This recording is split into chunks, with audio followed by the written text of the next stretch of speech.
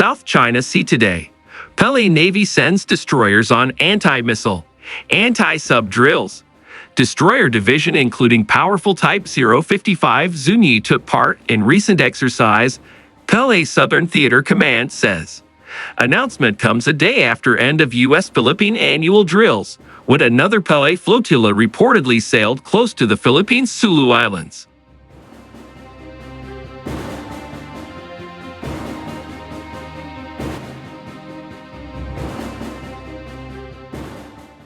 Philippines wants Chinese diplomats expelled amid South China Sea row. Manila says alleged leak of phone conversation with Filipino admiral violated law. The Philippines' national security advisor is calling for the expulsion of Chinese diplomats over an alleged leak of a phone conversation with a Filipino military official as territorial tensions continue to escalate.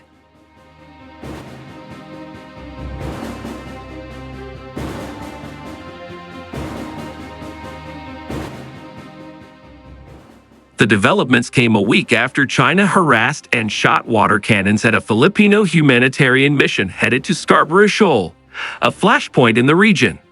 The Chinese embassy's repeated acts of engaging in and dissemination of disinformation, misinformation, and malinformation, now releasing spurious transcripts or recordings of purported conversations between officials of the host country, should not be allowed to pass unsanctioned or without serious penalty. Eduardo Ano, Philippines' national security advisor, said in a statement on Friday.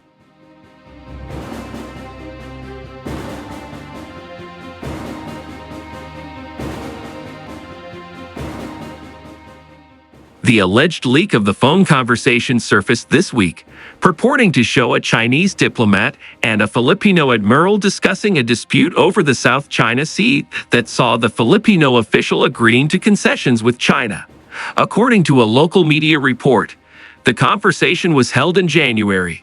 The Filipino admiral allegedly agreed to de-escalate tension in Ayungin Shoal, 2nd Thomas Shoal, by limiting the number of vessels the Philippines uses for its resupply mission there, along with providing prior notice to China.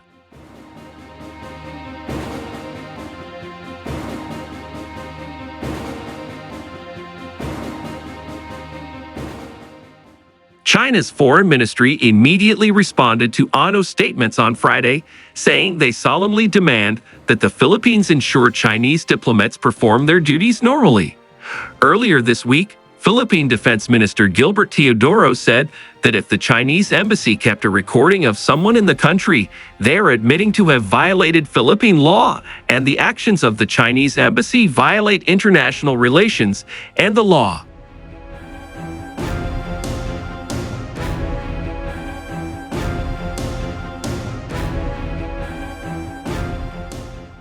Besides the controversy over the phone conversation, diplomatic relations came to a head in the past weeks as China kept referencing a secret agreement made with the Philippines during the administration of former President Rodrigo Duterte.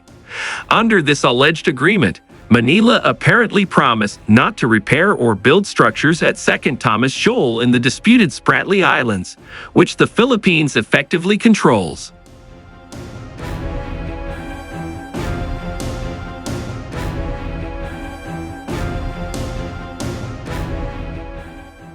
Teodoro said in a statement that his department was not aware of, nor is it a party to, any internal agreement with China since President Ferdinand Marcos Jr. took office in 2022.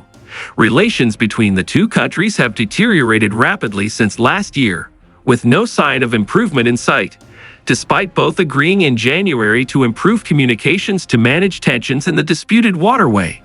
The Philippine Coast Guard has tallied 3 incidents with Beijing, including the latter firing water cannons or collisions of vessels in the South China Sea since the start of the year, following 10 cases last year.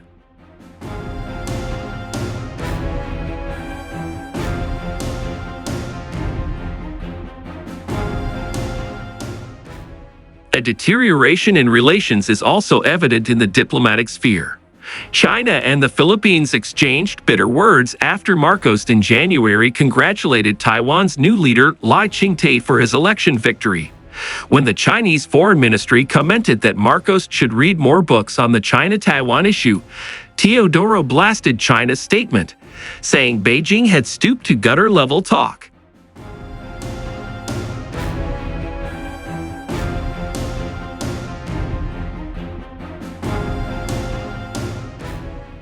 Don McLean Gill, an analyst and lecturer at De La Salle University in Manila, told Nikkei Asia that if the expulsions happen, China will likely a tit-for-tat move. But he sees the National Security Advisor's Friday statement as an important message for Beijing. Regardless of a country's size and wealth, whatever takes place in Philippine territory must be in line with Philippine laws.